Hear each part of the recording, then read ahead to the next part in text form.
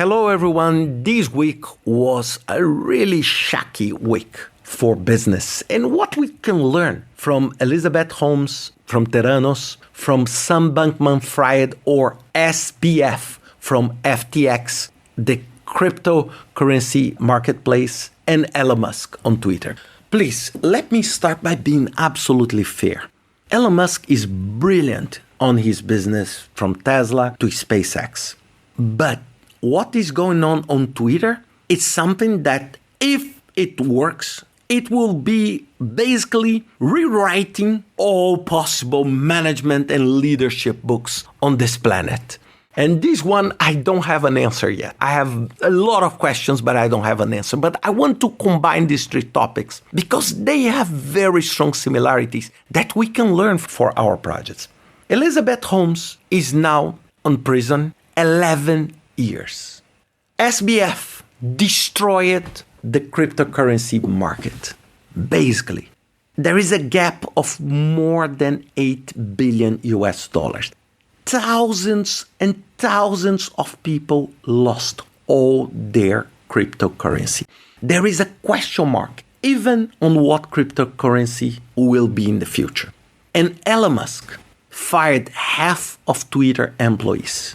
And he put an ultimatum to the Twitter employees about the amount of work, dedication. And unexpectedly, more than 1,000 employees decide to leave the company, including, of course, Twitter did not say that, but including all areas on finance, recruiting, compliance. Even they had to lock the doors of Twitter because people don't even know how to process the firing because those who decide to leave are those who process the firing. So it's a very, very different and unusual environment for a company like Twitter. What we can learn? First, let's try to see these three personalities.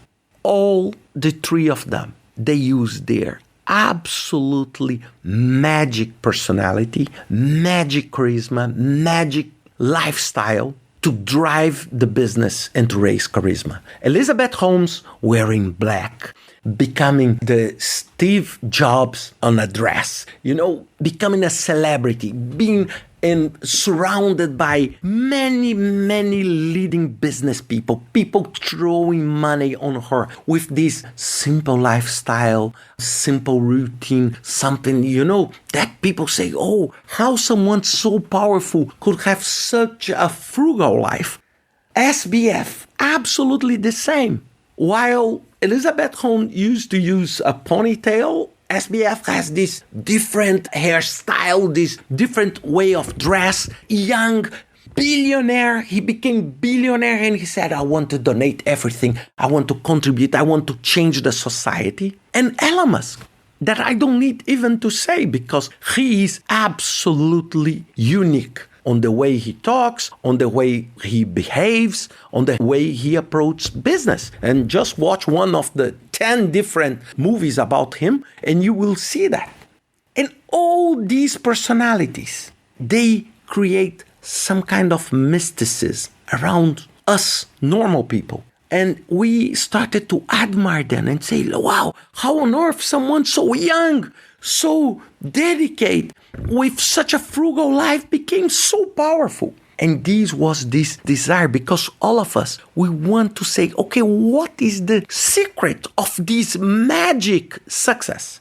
And they used that heavily. And they used.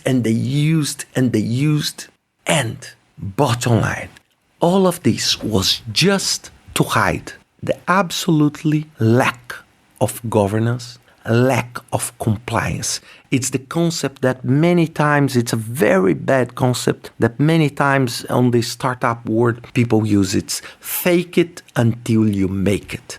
Means you tell lies on the top of lies because you are so charismatic that every single human being will trust you until you make it. And then you will receive the crown of your success. But none of them did any kind of governance. How on earth Theranos produce a machine that can do all sorts of blood tests with just a drop of your blood? Nobody checked that because the charm was so strong, was so charming the history behind that everybody was just blindfolded by that. And what I want to translate all of this, I'm sure you saw many project managers, many company CEOs, many sponsors of projects that are exactly like Elizabeth Holmes, like SPF, and like Elon Musk. Exactly. They create an aura of superpower that say, no, we don't need a plan. We don't need anything. We'll make it. Just come together at night and we'll make it. Just look Twitter today. The last tweet from Elon Musk with something like 25 people like Salvation Army, and in a wall and say, we are rewriting Twitter. Look, real life does not happen like that. In real life, you need to understand when you are managing a project that people put money on the project. There is money. There are suppliers. There are many, many stakeholders and people that are expecting you to be professional and to have appropriated controls to deliver your project. Because if you fail, you are not losing your money. You are losing someone else's money. Imagine how much value was destroyed by Theranos, how much value was destroyed by FTX, even the credibility of what cryptocurrency is. So you need to understand that. Because in a project, when you are managing a project, there is a trend now to say, we don't need controls. We don't need to control anything. We just need to be motivated and make it happen. Look, you need motivation. You need inspiration. That I have no doubt of that. On the top of decent governance, on the top of decent risk management, on the top of a careful budget analysis and tracking, on the top of that, they don't replace. Motivation does not replace mismanagement. Never forget that. Because at the end, what really matters is when you make it. Because when you fake it, you are just faking for a limited time. Think always about that when you are driving your project, when you're sponsoring a project, and you are part of a project. Think about that, okay? I hope you enjoyed this podcast. And see you next week with another 5-minute podcast, and I hope a much more positive one.